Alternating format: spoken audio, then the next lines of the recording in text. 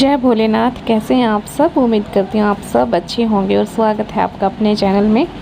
तो जी सुबह का है टाइम और मैंने अपनी धूप बत्ती, भगवान जी की धूप बत्ती पूजा पाठ है जो वो शुरू कर दिया है।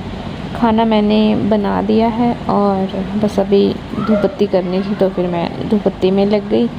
बच्चों की आज छुट्टी है तो ऐसा नहीं था कि बच्चों को रेडी करना था, अदरवाइज़ 1 घंटा मेरा उन्हीं के ऊपर जाता है। पूजा पाठ में भी मेरा आराम से आधा घंटा बिल्कुल आराम से चला ही जाता है। जिस दिन मैं फटाफट से करती हूँ ना पूजा पाठ, तो उस दिन सुकून नहीं मिलता और ये होता है कि नहीं यार जैसे कोई चीटिंग की है। पर जिस दिन आराम से करती हूँ उस दिन पूरा दिन तसल्ली रहती है। जैसे ऐसा लगता है कि जैसे मैंने किसी का एहसान या किसी का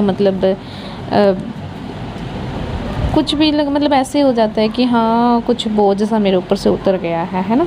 क्योंकि भगवान जी ने हमें इतना लंबा समय दिया है खाने पीने को, रहने को, घर, कपड़े, रोटी, जो मकान, जो भी हमारी मूलभूत आवश्यकताएं होती हैं वो सारी भगवान जी ने हमारी पूरी कर रखी हैं। तो इतना सा तो उनका बनता है कि हम कम से कम आधा घंटा उन्हें सुबह शाम जब भी आपको टाइम मिले उनको अर्पित करना चाहिए। उनका धन्यवाद, उनके प्रति हमें शुक्राना करना चाहिए। और चलिए वो सब जो अंदर मंदिर है वहाँ की पूजा पाठ करती हूँ, क्योंकि आज मंडे था या त्रयोदशी है, कुछ ऐसे है। हाँ मंडे है तो फिर वही करना था पूजा पाठ, तो वही कर रही हूँ मैं। और जैसे कि आपको पता है दिवाली सीज़न आने वाला है, फेस्टिवल सीज़न शुरू हो चुका है, तो सब कुछ ना कुछ शॉपिंग कर रहे हैं। तो आज हमने भी कुछ शॉपिंग की है। कल लेके आए थे हम, मतलब आज जिस दिन ये व्लॉग है उससे 1 दिन पहले वॉशिंग मशीन और मेरे बेड के मैट्रेस आने वाले थे। क्योंकि आपने देखे हैं मेरे बेड के गद्दे हैं जो मैट्रेस हैं कितने ख़राब हो चुके हैं, उनके ऊपर बेडशीट बिछाने को भी मन नहीं करता और ना ही सुंदर लगती है बिछाई हुई भी। बट अभी मेरे फाइनली आज मैट्रेस सुबह आ जाएंगे, अभी आने वाले हैं। और वॉशिंग मशीन कल आ गई थी तो वो भी आपके साथ मैं शेयर करूँगी। बस फिर बच्चों के लिए ना बच्चों के दादाजी को चाय देनी थी, बस चाय गरम कर रही हूँ। और किचन मैंने सुबह ही क्लीन कर दिया था। अभी जो गैस है वो क्लीन करनी बाकी थी, बाकी काम तो चूल्हे पे ही मैंने किया है। ऐसा नहीं है कि किचन में काम किया है तो किचन गंदा हो गया।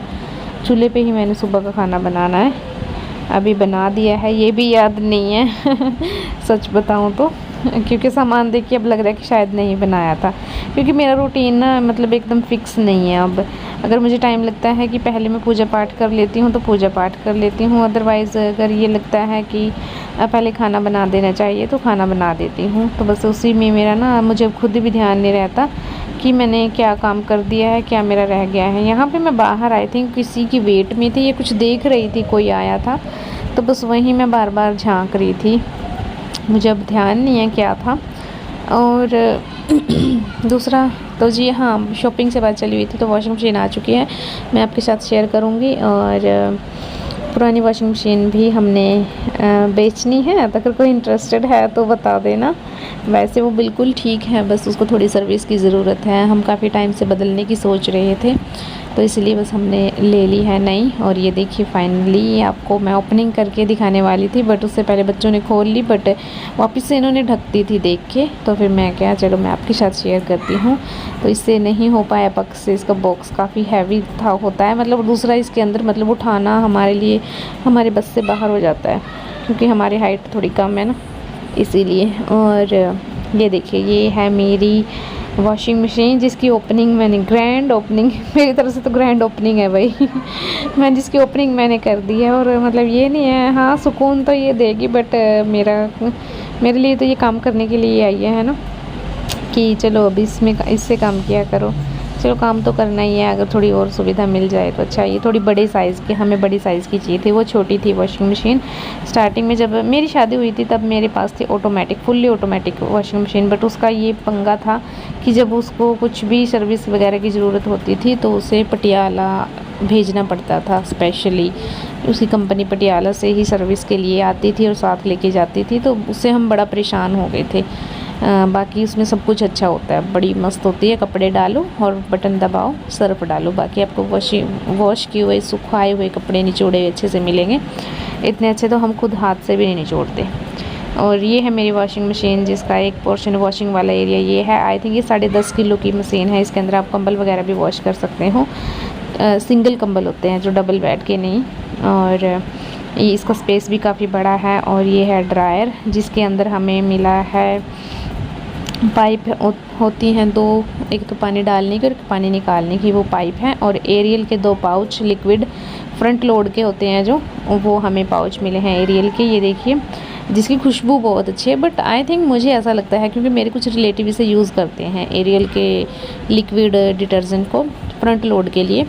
फ्रंट लोड मीन जो ऑटोमेटिक होती हैं उनका सामने से जिसमें कपड़े दिखाई देते हैं ना, उसको फ्रंट लोड बोलते हैं। वॉशिंग मशीन फ्रंट लोड की होती है वो, तो ये उसके लिए होता है लिक्विड।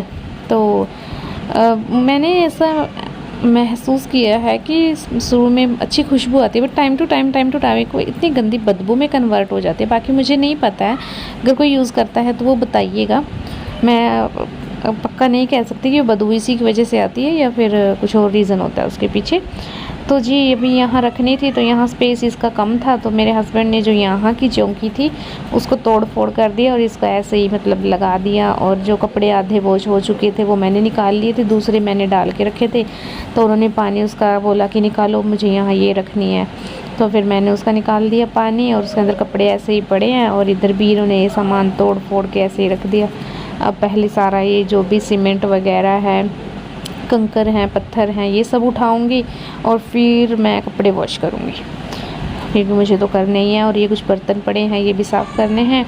कल बनाया था, पानी गर्म किया था ना कल, तो फिर उसके बाद ना शाम तक ये पतीला ऐसे ही रखा रहा, क्योंकि इसमें गर्म पानी था इसी वेट में कि शायद कोई और नहाए।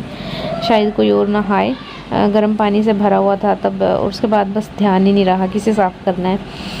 तो अब इसे भी साफ़ करूँगी, कपड़े भी वॉश करूँगी, और जो चौकी है वो भी साफ़ करनी है। तो बस अपने काम में अब मैं लग जाती हूँ। और आप सोचोगे कि ये झाड़ू से ही इसकी सफाई कर दी, क्योंकि ये ना इसके अंदर सीमेंट लग गया था, क्योंकि यहाँ धरती गीली थी ना, तो सफाई की तो इस झाड़ू के ऊपर काफ़ी सीमेंट लग गया था। तो फिर मैंने सोचा कि चलो साथ ही इसी बहाने ये भी वॉश हो जाएगा और जो सीमेंट है वो भी चला जाएगा। इसलिए मैंने इसको गीले में सफाई के लिए यूज़ कर लिया, और फिर मैंने इसको धूप में रख दिया था सूखने के लिए।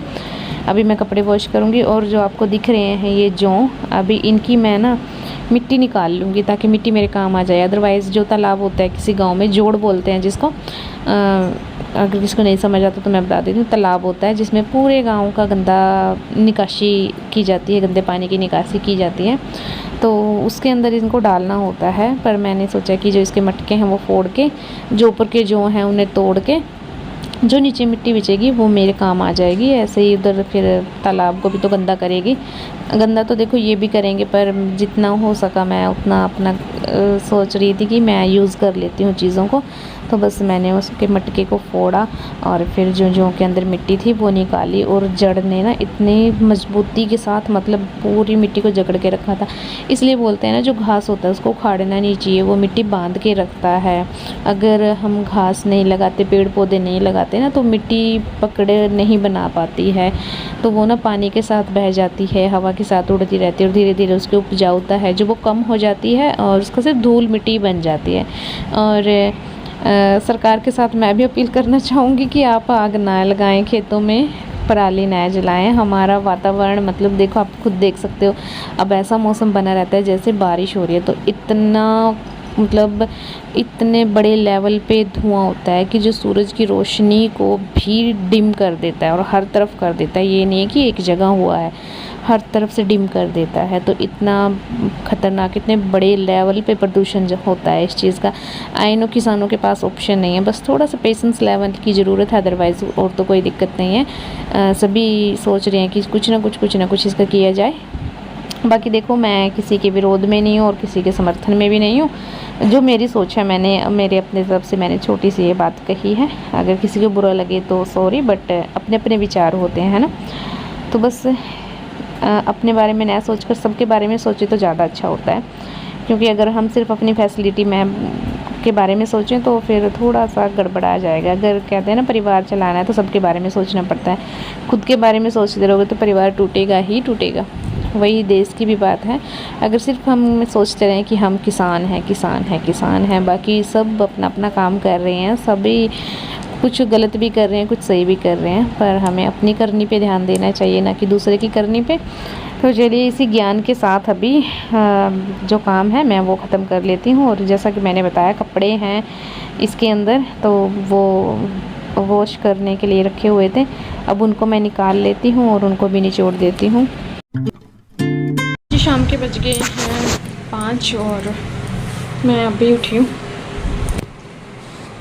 स्टिचिंग कर रही हूँ मैं। एक सूट मेरा, एक मेरी सास का है जो मैंने दिया है उनको, वो, और एक सूट मेरा। हेयर ऑयलिंग करनी है आज मुझे, तो 2 सूट हैं हमारे। ये पिंक वाला सलवार हो गई है, कुर्ती की लाइनिंग लगा दी। ये प्रेस के कपड़े हैं। अभी सब्ज़ी बना के बस फिर खाना बना सब्ज़ी बना के रोटी वगैरह फिर वो करूँगी, फिर प्रेस करूँगी। कल देखती हूँ अब इनको।